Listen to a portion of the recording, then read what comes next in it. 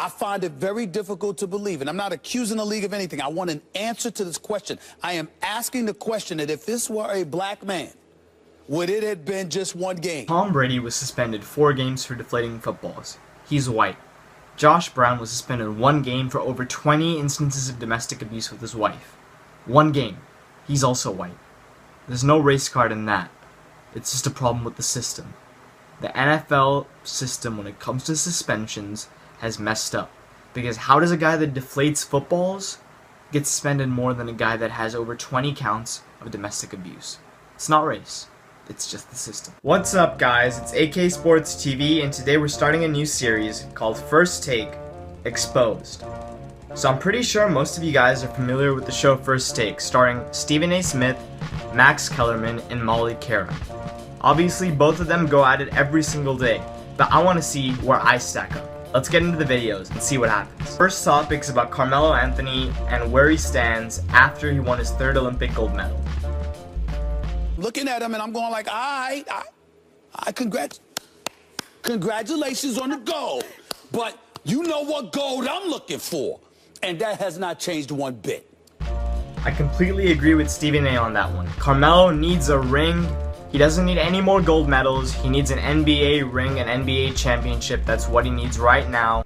Carmelo may not be good enough, but in addition to that, feels like maybe he doesn't want it enough. Let me say this. Well, of course Carmelo doesn't seem like he wants it enough. If the guy wanted it enough, he would have created a super team. If Carmelo wanted a ring, he would have not stayed in New York. The New York Knicks, no matter if they have Carmelo Anthony, Derrick Rose, Joakim Noah, whoever they have, they will not win a championship anytime soon. If you want to win a championship, Carmelo, go somewhere else. He even said, I'm fine with 3 gold medals. I'm fine with all the Olympic gold medals. I don't care. Do you believe that the Knicks have a chance?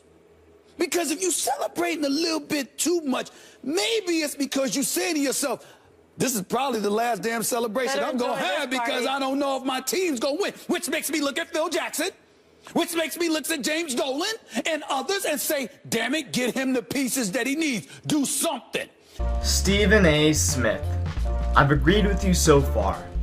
You said Melo needs that championship ring. I 100% agree with that. But you're bringing it back to the Knicks. The Knicks, they were never going to win a championship. Put Melo there, put KD there, put anyone there. The Knicks with that terrible management, with Phil Jackson, James Dolan, they're not going to get near a championship. Even though you're a Knicks fan and you want to bring it back to the Knicks and you want to bring it back to how Carmelo has damaged your Knicks, I'm afraid the Knicks have damaged Carmelo.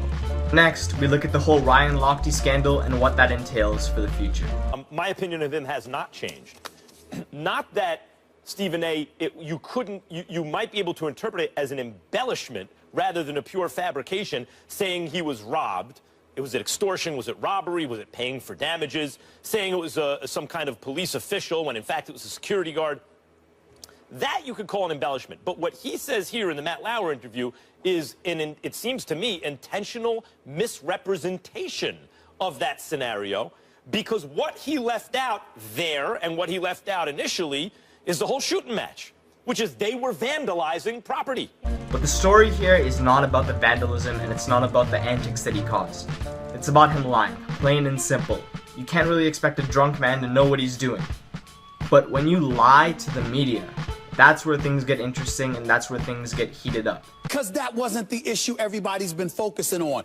It's a national story because he lied. Stephen A. Smith just said it. It's a national story because he lied. That's pretty much it. Remember that USC defensive back about 2 years ago? He said that he jumped into the pool to save a kid who was drowning. Well, in reality, he lied about that, and actually he jumped into a pool to escape police that was chasing him. So this kind of reminds me of that, except for the fact that Ryan Lochte is a gold medalist.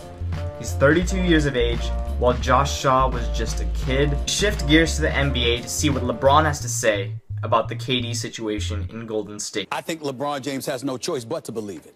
I think LeBron James has no choice but to echo and articulate that he believes it, because he's the one that opened the floodgates. He can't have a problem with Kevin Durant going to Golden State because he went to Miami. Stephen A. Smith, you're right that LeBron James cannot have a problem with KD going to Golden State. But it's not because he started this quote-unquote super team idea. The reason LeBron has to respect KD's decision is because now that KD is on the Golden State Warriors, if LeBron and Cleveland beat the Golden State Warriors now, how much more legitimate do you think that would make LeBron when it comes to the conversation of the greatest of all time? Because when KD goes to Golden State, that puts a chip on your shoulder as a competitor to know that when he goes there, it's going to get a lot harder. But when it gets a lot harder and you prove everyone wrong, then you just elevate yourself that much more. That's why LeBron should care. Not because he quote-unquote started this dream team business. He quote-unquote did, but that's not why he should respect KD's decision and say that it's great for the league. It's not great for the league. It's great for the Cavs, and it's great for him, and it's great for the Warriors. That's pretty much it. I think it's excellent. Basketball is not football or baseball. Football and baseball are fundamentally probabilistic by nature. What do I mean by that? You know why the NFL is so successful and has so many viewers? It's because there's 16 games on the schedule, and every single one matters. I'm pretty sure when you look at the NBA schedule, you can point at several games, if not a lot of games, that don't really matter that much. The regular season is a foregone conclusion, as is the playoffs. That's 82 given games health in 6 months. in the West and the East. I will trade that for the following. Since we basically know who's coming out of the West and the East every year anyway, one or two teams. I will trade that for an historically great rubber match between two unstoppable forces in the East and the West, between the Cleveland Cavaliers and the Warriors. You're a horrible sports fan. I love Oh, super my fights. Lord. You're saying that's a good thing because now there's only one 7-game series throughout the whole year that matters, which is the NBA Finals? Well, I got news for you, Max. KD to Golden State only makes for one watchable series. You're basically saying to me that the NBA is only worth watching in June. Now we shift gears to America's team. Is Dak Prescott's success in the preseason really something Tony Romo should be concerned about? No. Romo should not be concerned. We know this team is, 7-20 without Tony Romo? I don't think Tony Romo has anything to fear from Dak Prescott in the sense that Romo can ball when he's healthy. Even at his age, when he's on the field, I think he's a great quarterback when he's on the field. Just about, not quite as good as anybody, but right in that A- tier, let's say, behind Aaron Rodgers, a few others. I agree with you, Max. Tony Romo has nothing to fear when he's healthy. Dak Prescott's not winning this job from him because Tony Romo is an excellent quarterback, and Dak Prescott, sorry man, you've been playing well, but it's just the preseason and I'm not convinced. For all I know, he could be the next Ryan Mallett. Now Max, where I disagree with you is how highly you rank Tony Romo. You say he's one of those quarterbacks right below Aaron Rodgers. No, I'm not putting him up that high. The guy only has 2 playoff wins, I believe. The guy has not had postseason success. He's only led his team to one playoff appearance in recent years. I mean, he's a good quarterback, not a great one though. Dak Prescott, you have every reason to be concerned about Dak Prescott if you are Tony Romo. Because if this guy steals headlines, then all of a sudden the pressure is going to mount on Tony Romo to produce, because you're going to have people, because Dallas going to turn around. Listen, I know Dallas Cowboys fans all over the place that already have turned against Tony Romo. Let's say, as you say, Stephen A., the Cowboys fans will give up on Tony Romo in a heartbeat. Let's say Tony Romo was healthy the whole entire season last year. He didn't get injured, but the Cowboy fans gave up on him.